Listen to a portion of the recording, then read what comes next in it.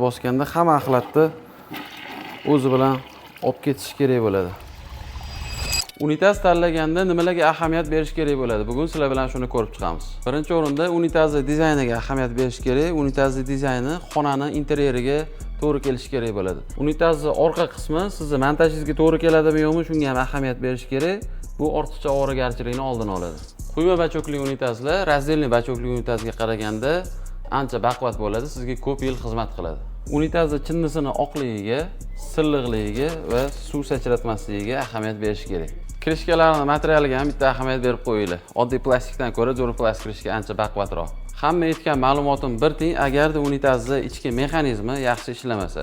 Yaxshi unitazni mexanizmi knopkani bir marta bosganda hamma axlatni bittada tortib ketish kerak bo'ladi. Ikkinchi marta bosishga ehtiyoj qoldirmasligi kerak va o'zidan keyin iz qoldirmasligi kerak. Shu bilan birgalikda ovoz umuman chiqmasligi kerak. Past dovushda ishlashi kerak bo'ladi.